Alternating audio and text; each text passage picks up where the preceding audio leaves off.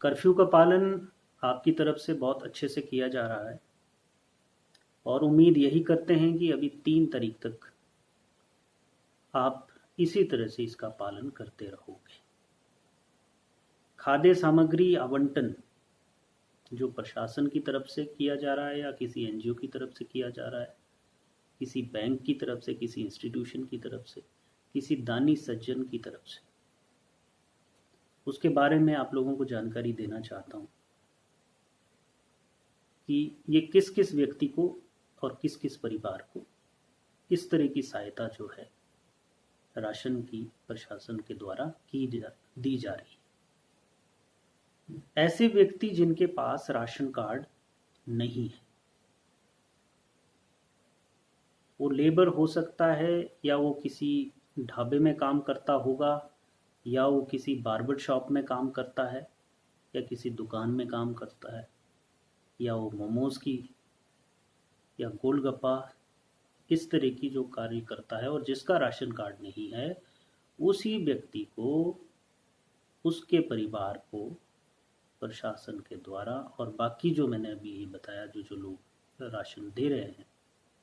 उनके द्वारा दिया जा रहा है। इस उपमंडल के अंदर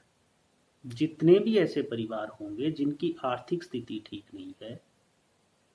जब तक ये कर्फ्यू चला हुआ है और उनका कामकाज शुरू नहीं हो जाता, तब तक प्रशासन इनके साथ खड़ा है और किसी को खाद्यान्न से संबंधित कोई भी चिंता करने की जरूरत नहीं है। अब इसमें यह भी सवाल उठता है कि क्या सभी ऐसे लोगों को दिया जा रहा है राशन? तो इसके ऊपर भी मैं एक क्लियर कर देना चाहता हूं कि जो ठेकेदार के पास लेबर है या किसी प्राइवेट आदमी की बगीचे में लेबर है, उन लेबर का जो खाद्यान्न का खर्चा है जब तक कर्फ्यू लगा हुआ है, वो उसी ठेकेदार को और उसी बगीचे का जो मालिक है जिसने लेबर रखी हुई है उसको ही करना होगा। यदि ये ठेकेदार और ऐसे प्राइवेट व्यक्ति ऐसा नहीं करते हैं तो हमें उनके ऊपर उचित कार्रवाई भी करनी पड़ सकती है। तो मेरा निवेदन है आप लोगों से कि इस संकट की घड़ी में आपके पास जो जो लेबर काम करती है उनको आप खाद्यान्न की जो सामग्री है वो फ्री में दें। अब इसके साथ साथ कुछ लोग, मैं ये भी बताना चाहता हूं कि कुछ ठेकेदार अपनी लेबर को या कुछ प्राइवेट व्यक्ति अपनी लेबर से प्रशासन के अधिकारियों को फ़ोन कराते हैं कि उनके पास राशन नहीं है और उनको भी दिया जाए,